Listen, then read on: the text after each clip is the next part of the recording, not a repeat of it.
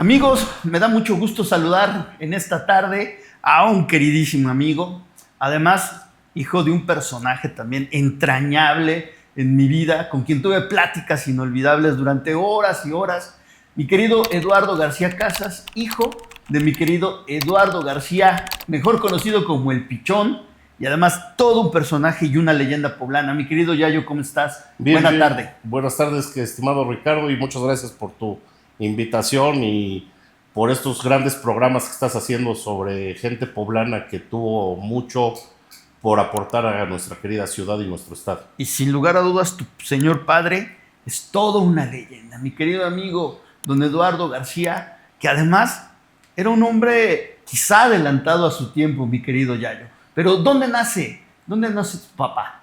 Bueno, mi padre nace aquí en la ciudad de Puebla, es 100% poblano y todos sus estudios los hizo aquí en la ciudad de Puebla. Estudió primero en el colegio Benavente. En esa época el Benavente no tenía prepa y entonces tuvo que terminar la prepa en el Oriente. Y luego estudió en la Facultad de Ingeniería Civil de la Universidad Autónoma de Puebla.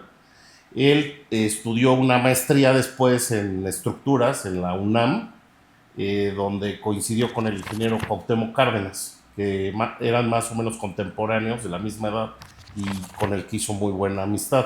A pesar de ser de diferentes ideologías políticas, siempre conservaron la amistad. Y aparte estudió en la Escuela Libre de Derecho una maestría en Ciencias Políticas. ¿En qué año nace tu papá? ¿Y de qué colonia de aquí de nuestra ciudad de Puebla? Mi papá nace en 1938, el, el 10 de diciembre de 1938. Y ellos vivieron muchos años en el Carmen. Eh, Hay que recordar que Puebla en esa época tenía 500,000 habitantes, o sea, no es lo que hoy es No, no, Puebla. no. Era una ciudad muy pequeña, era realmente provincia, provincia. Y luego se pasaron a Chulavista, y ahí vivieron mis abuelitos hasta que fallecieron, ahí por la Gabriel Pastor, en la 35 Poniente 522, a 2 calles del asilo de Gabriel Pastor. ¿Quién bautiza a mi querido Eduardo García Suárez como el Pichón? Fíjate que te voy a decir una anécdota. Yo no sabía, me enteré quién le puso lo del pichón ya que se había muerto mi papá. Resulta que fue una profesora de kinder. Dicen que mi papá era muy penoso y que se iba a acurrucar cuando salía del colegio y se ponía en una esquinita esperando a su mamá y se ponía en posición como de pichoncito. Todo así, Todo, ¿no? todo así. Y entonces le pusieron el apodo del pichón, que se le quedó hasta que falleció. Pero lo increíble es que los presidentes de la República no le decían Eduardo, le decían Pichón, ¿cómo estás? Y una anécdota que a mí sí me tocó vivir es una vez cuando yo lo acompañé a ver a don Fernando Gutiérrez Barrios, cuando dejó la Concanaco, se fue a despedir de la Bucareli. La Concanaco, los que no sepan, está a 2 calles de Gobernación. La Concanaco está en Valderas y Chapultepec, y Bucareli es donde está la Secretaría de Gobernación, está atrás de la Ciudadela. Llegas caminando, o sea, son como 3, 4 calles, muy cerca. Y yo lo que no sabía era que a Gutiérrez Barros le decían el pollo. Ah, mira, yo tampoco sabía. No, no, no, yo me enteré ese día y tampoco sabía de la gran amistad que había entre ellos dos. Entonces me dio risa porque cuando llegamos, pues en lugar de don Fernando y don Eduardo, era ¿qué pasó, pollo? ¿Cómo estás? ¿Y qué pasó, pichón? ¿Cómo estás?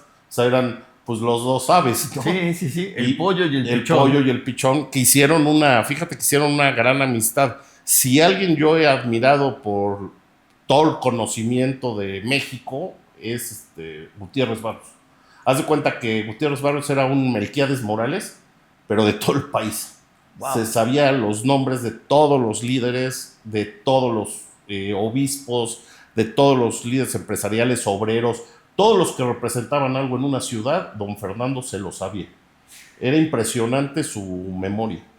Llegamos al momento en que estudia ingeniería civil, tu Sí, papá, en la Benemérita Universidad Autónoma de Puebla, ¿no? exactamente. Pero ¿en qué año tu padre se vincula al movimiento llamado el Yunque? Porque tu padre es uno de los fundadores precisamente de esta organización. Sí, el Yunque, fíjate que lo fundó precisamente un jesuita, el padre Figueroa, y mi papá estudió en el Oriente la preparatoria. Entonces él se vincula al Yunque desde la prepa. desde la prepa se vincula y ahí se incorpora y se vuelve el discípulo predilecto de Ramón Plata Moreno. O sea, la persona más cercana de Ramón Plata Moreno era mi papá. ¿Por qué se vincula al Yunque? ¿Por qué se da esta relación? ¿Por la amistad con Ramón Plata? ¿O por los ideales que ya él de por sí traía de defender precisamente a la Iglesia Católica, de lo que ellos creían un avance comunista? ¿Por qué? Pues mira, mi papá siempre tuvo, o sea, siempre en eso yo difería un poco con él, te soy sincero, porque él siempre, bueno, le admiro que tenía unos ideales muy arraigados. Él siempre fue un agente de ideales, él nunca fue un agente de dinero. A él el dinero no lo movía, a él lo movían los ideales, la política. Y él siempre tuvo muy arraigados sus ideales católicos y sus ideales de derecha.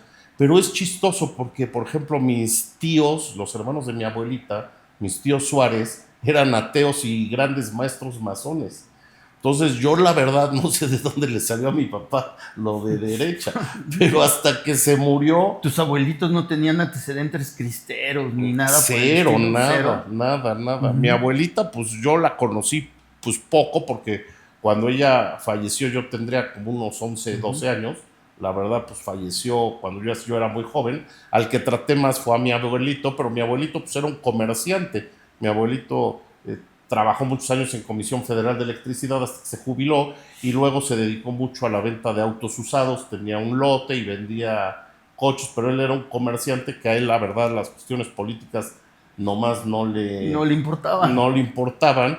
Y por parte de mi mamá, pues mi otro abuelito era doctor. Entonces yo la verdad no sé de dónde le salió a mi papá el espíritu pues tan idealista, Tan ¿no? idealista. Porque sí fue muy idealista. Es quizá... ¿Dónde Yo conoce a creo que Ramón? la influencia, ¿En la prepa? pues en la prepa, en el oriente lo conoce y yo creo que se dejó influenciar. Yo creo que sí tuvo mucha influencia de los jesuitas, mi papá. Y también, a mí sí algo que me dijo que le había marcado mucho a él fue el triunfo de Fidel Castro en Cuba en 1959. Entonces, te acordarás que era la Guerra Fría. Sí, sí, sí. Era la época de comunismo sí, cristianismo no. También fue una época muy difícil en Puebla porque se polarizó mucho la sociedad entre fuas y carolinos. Entonces realmente hay que comprender las ideologías mucho en los tiempos que suceden, ¿no? Y a las personas que les toca afrontar esos tiempos. Hoy a los jóvenes les dices de cristianismo sí, comunismo no, y de las luchas que hubo en la universidad y te pueden decir que Les estás vale, loca, ¿no? Sí, sí, o sí, que les estás loco, vale. que no creen que fuera México un país cerrado. Hoy, gracias a Dios, México es un país abierto, democrático, plural, pero se debe en mucha parte por gente como mi padre, del lado de la derecha, como Cloutier, como Cuauhtémoc Cárdenas en la izquierda, o sea, gente que fue abriendo el ostión del sistema, que tú recordarás que era un sistema sumamente Monolítico, cerrado, donde si tú no pertenecías al PRI no había forma de ingresar a la política, era materialmente imposible incursionar en la política si no era desde el PRI. ¿Qué tanto influyó el entonces arzobispo de Puebla, Monseñor Octaviano Márquez y Toriz, también en la formación de todo este movimiento del Frente Universitario Anticomunista? Pues mucho. Yo te puedo decir que realmente el líder del Yunque era el Octaviano, así como Samuel Ruiz era el líder de la izquierda en México y Méndez Arceo. O sea, la Iglesia Católica sí jugó un papel fundamental en las luchas, pero lo increíble es que estaban en los dos lados, ¿no? O sea, estaba la teología de la liberación. Sí, los dos extremos. Los dos extremos, y los dos venían de la Iglesia. Yo creo que la Iglesia en esa época tenía muchísima fuerza porque controlaba a los dos bandos. O sea, observa, por un lado estaba Méndez Arceo y Samuel Ruiz, y por el otro Octaviano, el cardenal Corripio, todo ese bando. Y yo creo que había un bando intermedio, que era donde estaba don Rosendo Huesca, que era el más moderado, el equilibrado. Pero te acordarás que cuando llegó Rosendo Huesca, el Yunque organizó una manifestación en el Vaticano para que no llegara. O sea, el Yunque se opuso a que llegara el señor Huesca a obispo. Y la verdad, a mí se me hizo un excelente obispo. digamos que fue un doctor Toski en el clero. Dentro del clero. Dentro del clero. Llegó a pacificar. Ramón Plata era Dante. ¿Cuál era el nombre de tu papá? El nombre de mi papá, fíjate que nunca se lo pregunté, no me lo sé. Me sé de todos menos el de mi papá. Es que como que me decía de todos, porque sí me contaba todo. A ver, platícanos los nombres de quiénes. Pues el del Toño Quintana era Leonardo. El de Ramón Plata era Dante. Son más o menos de los que me acuerdo porque eran los jefes. Ya de la Pipitilla, pues no me acuerdo. Y el de mi papá nunca se lo pregunté. O sea, como me decía de los otros, pues como que nunca se me ocurrió preguntarle a él cuál era su nombre. Pero el que se lo ha de saber es Juan. Le voy a preguntar a mi hermano. Oye, ¿por qué decían que el ideólogo de la derecha poblana era el maestro... Ahí ahorita se me fue su ¿Pérez Rivero? No, el maestro que fue durante muchos años el director del Instituto Motolinía. Manuel Díaz Cid. Don Manuel Díaz Cid. Pues esa yo creo que es una leyenda urbana que no es tan cierta. Sí era un agente muy estudioso, era un gran historiador y pues, sí era una gente valiosa, pero no creo que haya sido el ideólogo. El ideólogo real de la derecha fue mi padre. Mira, a mí la derecha, el yunque, se me figura mucho la Revolución Rusa, donde Lenin, que fue el que inició toda la revolución y que hizo todo, era Ramón Plata. Mi papá pues, era Trotsky, que era el más acelerado, el que iba siempre más de avanzada, y pues obviamente pues, el que genera más enemigos por su forma de ser. Dentro del yunque a mi papá le tenían mucha envidia porque era el empresario, era el exitoso, era el que se llevaba con el Grupo Monterrey muy bien, era el amigo de todos los empresarios de la Ciudad de México, era el que manejaba las relaciones públicas del grupo, pero eso también genera muchas envidias. Y pues siempre estaba el ratoncito de escritorio, digamos el burócrata, que vendría siendo el Stalin, y ese pues era Toño Quintana, pues no hay más. O sea, eso eran los tres, y los tres ingenieros civiles, egresados de la UAP. Pero yo veo mucha similitud a la Revolución Rusa con la Revolución Mexicana, fueron en las mismas épocas, y no sé por qué, pero la historia de Rusia es en muchas cosas muy similar a la historia de México. Oye, ¿por qué se ha satanizado tanto estos movimientos de derecha? Bueno, es que la verdad, te voy a decir, la derecha siento que tuvo su razón de ser en los 70s, 80s. Hoy en día, desde mi punto de vista, la derecha, la extrema derecha, no digo porque hay derecha moderada, ¿no? Pero ellos eran extremistas. Extremistas, sí, siempre fueron extremistas, o sea, incluyendo a mi papá. O sea, eran de ideas muy radicales, eran muy duros y la verdad eran muy poco abiertos a la crítica. No te aceptaban la crítica. Incluyo a mi papá también. O sea, eran, la verdad, un poco cerrados. Y esa cerrazón, pues, produjo que, pues, ahorita estén fuera de todo. No se adaptaron a los cambios. No tuvieron un ideólogo más joven. Se volvieron esos grupos. No se modernizaron. O sea, tú ponte a ver que Toño Quintana sigue siendo el líder. Hoy, al día de hoy, enero 2025, sigue siendo el líder y es el que da la última palabra y le siguen dando pleitesía.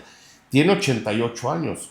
O sea, y no es que esté en contra de la gente mayor, pero siento que debes de dar paso a las nuevas generaciones. Y no se mueve un dedo sin que lo diga. Y luego la segunda camada, pues ya es gente de 75 años, que es Elízaga, no Elízaga, su yerno, el que vive gracias a lo que le dejó Elízaga, Emil Heinz. El yerno de Elízaga, Pancho Emil Heinz, todo se lo debe al suegro. O sea, su vocación es yerno. Luego, Toño Sánchez no es empresario, cerró la fábrica.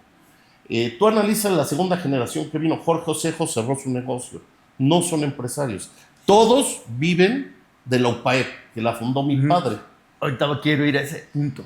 Oye, ¿por qué no le dieron chance a las generaciones? Por ejemplo, ahorita deberían de estar controlando el yunque mi generación. El líder era Herberto Rodríguez Regordoza, al que le cerraron todas las puertas. Toño Quintana no lo dejó ser rector de la UPAEP y no lo dejó ser presidente del CCE. Prefirieron a Taico Alarcón, que no es del yunque, a dejar a Herberto. Entonces, prácticamente son medio caníbales, se comen entre ellos mismos. Oye, ¿por qué se da la ruptura precisamente al interior de la Benemérita Universidad Autónoma de Puebla para generar la UPAEP, en donde tu padre es fundador y socio precisamente de la UPAEP. Sí, pues él la fundó y de hecho él consiguió el dinero con un crédito que le dio don Manuel Espinosa Iglesias, porque la UPAEP era de la Fundación Jenkins. La UPAEP era el Instituto Oriente. Mi papá fue con mi abuelo, pero el papá de mi mamá, el doctor Francisco Casas, que aparte era el médico personal de don Manuel Espinosa Iglesias, fueron a ver a don Manuel a Isabela Católica, que era donde estaba Vancomer, para decirles que les vendiera los terrenos. Y don Manuel, que era muy pragmático, les dijo, sí se los vendo a precio de contado y avalúo bancario. Y entonces mi padre fue a ver a don Leonardo Ortiz, en ese tiempo director del Banco de Puebla, y el Banco de Puebla prestó el dinero con el aval de mi papá y de mi abuelo. O sea, realmente los que compraron las instalaciones fueron ellos dos, a los que después Toño Quintana expulsa del patronato sin ninguna justificación de por medio, lo cual legalmente pues, es una violación a las normas de los patronatos. ¿Por qué lo expulsa? Porque mi papá se empezó a dar cuenta, fíjate que él sí se empezó a dar cuenta de que el yunque iba pero de picada, y mi papá como que empezó a ver la vida diferente. Entonces, mi papá yo creo que se fue cambiando de la extrema derecha. Tú ya cuando lo conociste ya estaba más al centro, porque se dio cuenta que los movimientos del mundo ya no aceptaban los radicalismos. Ya el mundo iba hacia las democracias plenas, donde íbamos a libertades plenas para todos los ciudadanos, y el yunque ahí fue donde no se quiso modernizar. Mi papá pues estuvo en muchas decisiones en contra. En las decisiones más trascendentes que estuvo fue que mi papá se oponía a que los rectores de la UPAEP se eternizaran, y él siempre se opuso a que Mario Iglesias se reeligiera varias veces, y no era por la persona Mario Iglesias, sino porque se tienen que ir renovando, porque los vicios se provocan cuando alguien se eterniza en el poder. Otra cosa que mi papá y Ramón Plata se oponían totalmente era que el yunque infiltrara al PAN. Y casualmente el yunque es infiltrado por el yunque infiltra al PAN cuando fallece Ramón Plata. Qué casualidad, ¿no? El mayor opositor a que se infiltraran en el PAN era Ramón Plata. Ramón Plata fundó un partido que se llamaba el DIAC, Desarrollo Humano Integral. Esa era la idea de Ramón Plata, de hacer un partido de la derecha, no quedarse con el PAN, que aparte nadie sabe, pero el PAN lo fundó Plutarco Elías Calles. Él es el verdadero fundador del PAN, con su director del Banco de México, que era empleado de Calles. Calles fue un genio, para mí Calles fue un genio de la historia de México. Él fundó todos los partidos. Él fundó el PRI, él fundó el PPS, porque Lombardo Toledano ya le estaba dando mucha guerra en la CTM, entonces lo manda a fundar un partido de izquierda para que se entretenga. Y a lo que le tenía mucho miedo Calles era al Partido Comunista Mexicano, porque dijo, estos sí nos pueden tumbar. Entonces se le ocurrió una idea brillante, metió a todos los pintores y a todos los artistas ahí, porque sabían que juntos ellos nunca mismos, se iban a poner de acuerdo. Juntos ellos iban a destruir al propio Partido Comunista, como pasó en la historia. Diego Rivera, Siqueiros, todos esos estaban de snob, pero nunca para tomar el poder.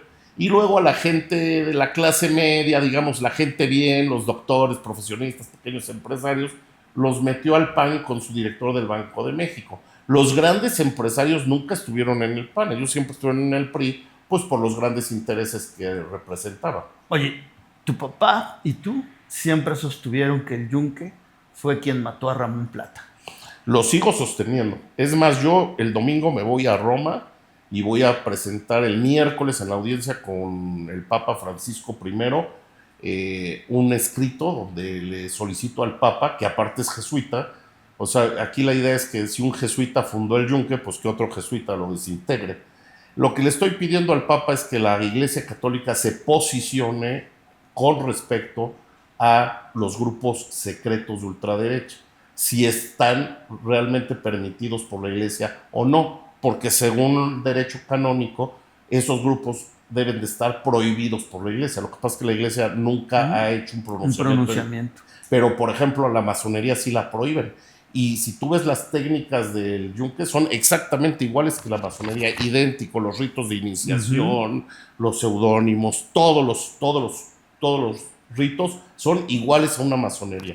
Entonces, ¿por qué a la masonería la tratan de una forma y al yunque de otra? Entonces, yo lo único que le estoy pidiendo a la Iglesia Católica, Apostólica y Romana es que fije una postura con respecto al yunque, si está autorizado o no está autorizado, y si los católicos practicantes podemos pertenecer al yunque o no, porque una vez que la Iglesia Católica emita lo que tiene que emitir, que es que no Fijar es una postura en torno a que no está autorizado el yunque por la Iglesia Católica, pues el 100% de los miembros del yunque son católicos. Si la Iglesia Católica dice que no puedes pertenecer al yunque, pues prácticamente el yunque desaparece. ¿En qué año rompe tu papá con el yunque? Él empieza los problemas con el yunque cuando sale de la Concanaco. Cuando sale de la Concanaco. Pero fíjate que todo fue un plan que fue haciendo Toño Quintana con Gerardo Pellico para excluirlo, sacarlo. Ellos ya lo tenían planeado, pero no era mi papá nada más. Era todos los discípulos de Ramón Plata. A raíz de la muerte de Ramón Plata, que fue en 1979, Toño Quintana se encarga de desactivar a todo el grupo de Ramón Plata dentro del yunque y a meter a sus fichas. Entonces, toda la gente de Ramón Plata, como Nacho Díaz, Javier Torres Leiva, Ricardo Villa Escalera, mi papá y muchos más, fueron desplazados. Manuel Rodríguez Concha, el papá de Franco, era discípulo de Plata. Lo primero que hizo Toño Quintana es sacarlo del presidente del patronato del OPAEP, y ve el hijo de Manuel Franco, pues está ahorita en Morena. O sea, realmente Toño Quintana sí tenía una idea, una visión tipo Stalin, pues de los que le estorbaban para afuera. Y a ellos les molestó mucho la relación tan cercana que hizo mi papá con José Francisco Ruiz Massieu. Entonces le empezaron a hacer leyendas negras, lo empezaron a tildar de traidor, y el yunque en eso es experto, en inventarte cosas, inventarte leyendas negras. Decían que mi papá era muy desorganizado, decían que ya era un traidor porque era amigo de Ruiz Massieu, y puras cosas con el único objetivo de desacreditarlo ante la sociedad de Puebla. En esa época todavía el yunque traía influencia en Puebla. Hoy en día, como veo la ciudad de Puebla, yo al yunque le veo cero influencia. Los chavos no quieren estar en el yunque, la gente nice, digamos, de la vista y eso, les dices que eres del yunque y hasta brincan. Entonces sí ha perdido mucha fuerza. Pero a mi papá la realidad es que lo quisieron excluir desde los 80s. Nada más que no pudieron porque traía mucha fuerza. En el momento en que se va él a México, a la Concanaco, al CCA, a los organismos nacionales, te quiero preguntar. Ahí aprovechan para desarticularle a toda la gente que él tenía en las cámaras. Ahí le empezaron a desarticular. ¿Cómo empieza su grupo. vida dentro de los organismos empresariales, en donde también es una leyenda? ¿Cómo se empieza a dar? ¿Cuál es el camino? ¿Cómo arranca el camino de Eduardo García Suárez? O sea, el camino de Eduardo García Suárez en los organismos empresariales se debe al 100% a la gran alianza que él traía con los grupos de Monterrey, y en especial con Eugenio Garza Sada. Poca gente sabe, pero mi papá estuvo 8 días antes de que mataran a don Eugenio Garza Sada con él. Fue con Ricardo Villa Escalera y con Javier Torres Leiva, y los recibió don Eugenio. Y el discurso que leyó Ricardo Margay con Echeverría enfrente, ese discurso lo hizo mi papá. Lo tengo yo enmarcado en la casa de mi mamá, porque ese discurso de la muerte de don Eugenio Garza Sada, mi papá se lo hizo a Ricardo Margay. Luego entabló muy buena relación con los Sada, con Andrés Marcelo Sada, que fue presidente de Coparmex, con Rogelio Sada Zambrano, con Coco Cuandró, que fue presidente de Coparmex Nacional, y también hizo muy buena amistad con los Chapa, con Pepe y con Jorge Chapa, que Jorge Chapa fue presidente con Canaco y luego presidente del CCE. Realmente los que lo meten de lleno a los organismos empresariales fueron los empresarios de Monterrey, nunca los de Puebla, nunca. Siempre fueron los de Monterrey. Sumado a eso, él traía muy buena relación con los empresarios de México, sobre todo con Toño del Valle, con los Legorreta, era muy amigo de don Agustín, de Eduardo. Siempre se movió mi papá muy bien, la verdad, en México y en Monterrey. Y pues se le dio muy bien irse metiendo, y hasta que llegó a ser presidente de la Concanaco, y desde la Concanaco controló él el CC, porque te recordarás que cuando mi papá era presidente de la Concanaco, él tenía 3 votos en el CCE de 7. O sea, él manejaba el Consejo Nacional Agropecuario con Pepe Caso y la Coparmex con Jorge Osejo. O sea, mi papá tenía 3 votos de 7. El que ponía a los presidentes del CCE en los 90s era mi papá. Así es. Luego ya entró el Consejo Mexicano de Hombres de Negocio, que son los 40 más ricos de México, que ellos empezaron a surgir precisamente con Salinas. Porque Salinas lo que hizo es que acumuló la riqueza increíblemente. Tu papá era amigo, precisamente, o si no amigo, pues sí, era un referente con presidentes de la República. Luis Echeverría, el propio José López Portillo, con Miguel de la Madrid, con Carlos Salinas de Gortari, ¿no? Desde don Gustavo Díaz Ordaz, acuérdate que don Gustavo era poblano. Pero don Gustavo, el mejor amigo de Gustavo, el que lo entregó en el altar, don Gustavo Díaz Ordaz se casó en la iglesia donde están los dulces, en la 6, ¿cómo se llama esa iglesia? Ay, Santa Tere. No, o San Jerónimo. No sé. No me acuerdo, enfrente al Hotel Señorial. Sí. Ahí se casó Gustavo Díaz Ordaz. El Rayito. Enfrente del Señorial, sí. Ahí en la 6 y la 4. Sí, es una iglesia. Sí, donde estaba un San Cristóbal, está un San Cristóbal. San Cristóbal, es que pensé que se llamaba San Cristóbal. No, es la iglesia del Rayito. Ahí se casó don Gustavo Díaz Ordaz. Y don Gustavo Díaz Ordaz, el que lo entrega en el altar es mi tío Jorge Suárez Soto, hermano de mi abuelita. Entonces, el mejor amigo de Gustavo Díaz Ordaz era mi tío abuelo materno. Y yo conocí a don Gustavo Díaz Ordaz en España, cuando era embajador de México en España, que mi papá era presidente de la Feria de Puebla y fue a hermanar la Feria de Puebla con la Feria de Barcelona. Y me acuerdo que fue el doctor Toski, que era gobernador del estado, y Miguel Quirós Pérez, que era el alcalde de Puebla. Fuimos y ahí conocí yo a don Gustavo Díaz Ordaz. O sea, mi papá tuvo relación muy buena desde Gustavo Díaz Ordaz. Luego Luis Echeverría nos inauguró la fábrica que teníamos de jergas, nos la inauguró de Echeverría, y inauguró la Feria de Puebla. Luego López Portillo inauguró la Feria de Puebla y luego le inauguró a mi papá el edificio empresarial. Y el día de la inauguración del edificio empresarial hay una anécdota muy buena de Puebla. Estábamos ahí inaugurando y nosotros vivíamos precisamente aquí en La Paz, aquí a 3 calles, en Atoyac 21, Colonia La Paz, y era la inauguración del edificio empresarial y llegó López Portillo. Y le dice López Portillo a mi papá: oye, ingeniero, ¿y cuál sería la ilusión de su vida? Y que le dice mi papá: no, pues la ilusión de mi vida es que un presidente de la República vaya a comer a mi casa. Y que dice López Portillo: pues vamos. Y llegamos, ya te imaginarás a mi mamá, porque en esa época no había ni Rappi, ni celulares. No, pues, ¿qué vas a llamar a alguien? Entonces, imagínate. Y había pocos restaurantes también en Puebla. Había pocos restaurantes, pocos supers, poco de todo. Entonces, imagínate que llegó el camión. Me acuerdo que el que se quedó impresionado era don Enrique Montero Ponce, porque era nuestro vecino pared con pared ahí en La Paz. Ahí vivía don Enrique y vivía también ahí Mario Montero.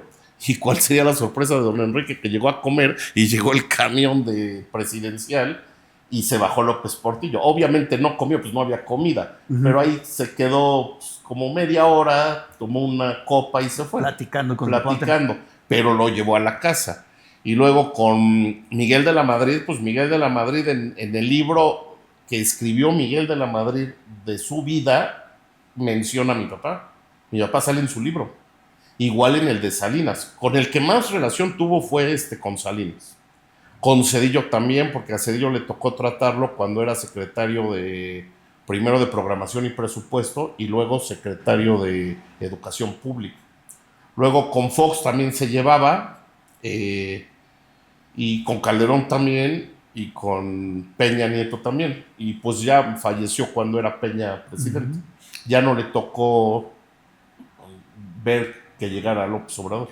En su labor como arquitecto, como ingeniero, platícanos de algunas obras, el edificio empresarial, ¿qué obras también? Pues fue un gran ingeniero. Pues hizo la Laguna de San Baltasar. La Laguna de San Baltasar era un basurero y te voy a decir dónde se gestó la Laguna de San Baltasar. La Laguna de San Baltasar se negoció en el Hotel Lastra.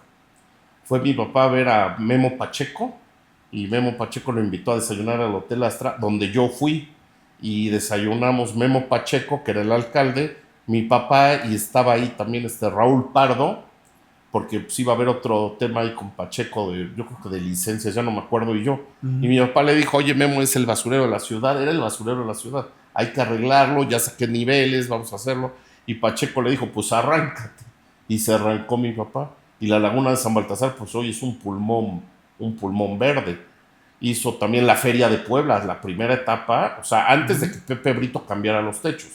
O sea, la feria, mi papá consiguió el terreno que también era de la Fundación Jenkins. Cuando fue el presidente de la Feria de Puebla, no había instalaciones de la feria. Él logró que se fueran ahí a los fuertes. Y el terreno era de la Fundación Jenkins. Y mi papá convenció a don Manuel Espinosa Iglesias de que se los vendiera, era un patronato de la IP.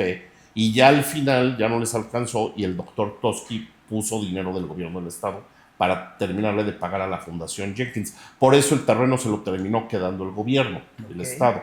Pero la idea era que lo manejara un patronato de la iniciativa privada. El problema es que estos compañeros del Yunque de Espina y Miranda se pelearon con Bartlett y Bartlett se los quitó, lo cual pues a mí se me hizo un error de Bartlett, pero pues también a quién le gusta que le estén pegando, ¿no? Hizo lo de la feria. En Acapulco hicimos con el gobernador Ruiz Massieu la central de abastos de Acapulco. En Infonavit hicimos muchísimos edificios en línea 1 para Infonavit sectorial empresarial. También reestructuró el edificio de la Concanaco, que estuvo a punto de caerse por el temblor del 85. Se lo restauró al presidente. O sea, no, hay que aclarar que no lo restauró cuando él era presidente, sino antes, cuando era el presidente Pepe Chapa. También hizo la Feria de Texcoco. La Feria de Texcoco, ahí te echamos 50,000 metros cuadrados para el gobernador Pichardo Pagaza, que era buen amigo. En fin, pues sí ha hecho obras, hizo obras. Dejó muchas obras. Emblemáticas. Y el edificio empresarial. El edificio empresarial, que pues eso se hizo de la nada. Eso fue gracias al apoyo de don Esteban Pedroche, porque don Esteban Pedroche era el presidente de la feria de la Canaco y el terreno era de la Cámara de Comercio. Entonces lo hizo mi papá, pero sí se hizo con el apoyo de don Esteban Pedroche. Y fábricas textiles hizo muchísimas, hizo todas las fábricas a los Miguel, a Toño Miguel hizo muchas fábricas, a Ricardo Villa Escalera el Triunfo, que ahora esa fábrica, que era una fábrica impresionante de 50,000 metros cuadrados por el estadio Cuauhtémoc, que ahora es de los, Ricardo se la vendió a sus primos, a los Escalera. Hizo esas fábricas, hizo muchas fábricas en México para la comunidad judía. Hizo también una fábrica que era de un cubano muy, muy amable, amigo de mi papá, Julio González, que era una que está en Huejotzingo, ya no me acuerdo, no, ya cerró, una gigante, esa la hizo mi papá. Y la de enfrente, Skytex, pues sí, la verdad, como ingeniero fue muy exitoso. ¿Cómo Sí, definirías a tu señor padre, a mi querido amigo el pichón Eduardo García Suárez? o sea, ¿como padre o como ser humano? No, en general, o sea, ¿cómo lo defines? Pues mira, te lo voy a definir en dos aspectos. Como padre, fue un estupendo padre. A mí jamás me regañó, nunca, ni a mis hermanos. Y siempre nos compró lo mejor, siempre procuró que tuviéramos lo mejor. Yo me acuerdo que a mí me regaló un Rolex a los 15 años, me compró un Mustang último modelo, siempre nos vestía, le gustaba que estuviéramos impecablemente vestidos, él se vestía también muy bien. Siempre nos decía que siempre usáramos lo mejor, nada más que siempre tuviéramos los pies puestos en la tierra, que nunca perdiéramos el piso. Pero siempre, la verdad, como padre fue excepcional, o sea, algo fuera de serie. Y como ideólogo, fue un gran ideólogo. Yo siempre lo vi muy avanzado para Puebla. Yo siempre le decía que él debió de haber nacido en la Ciudad de México, porque Puebla le quedaba chica. Y pues fue un gran empresario, fue un gran ideólogo y fue un gran amigo. Él era amigo de sus amigos. Si tú eras su amigo, movía cielo, mar y tierra si tenías algún problema para ayudarte. O sea, realmente fue una gran persona que yo lo definiría como un mexicano que nunca debió de haber nacido en la provincia. ¿Qué día muere mi amigo? Él fallece el 8 de marzo del 2013, tuvo una agonía muy fuerte, estuvo 9 meses en terapia intensiva y la verdad fue por un mal diagnóstico médico. No voy a dar el nombre del médico porque pues, es caer en cosas que no tiene caso, pero le dijeron que tenía divertículos y era pancreatitis. ¿Cuál es el legado? ¿Cuál consideras tú que es el legado de Eduardo García Suárez? Pues en Puebla tiene muchos legados. Tiene el legado de la Feria de Puebla, la Laguna de San Baltasar, la UPAEP, que él la hizo y la creó, y la influencia del sector empresarial de Puebla a nivel nacional, que desgraciadamente Se perdió. Realmente te voy a ser sincero, en Puebla se perdieron los empresarios. No tenemos una clase empresarial consolidada. Hoy en día todos los empresarios que hay en Puebla nada más están viendo qué le venden al gobierno, y no hay un Lorenzo Servidje, no hay un Salinas Pliego, no hay un Diablo Fernández en Puebla, desgraciadamente. Bueno, el Diablo Fernández es de Puebla, pero pues, yo creo que a los poblanos tampoco nos quieren mucho. Alguna vez platicando con tu padre comentábamos, ¿no? Puebla era la capital económica en los años 50 del país y no Monterrey.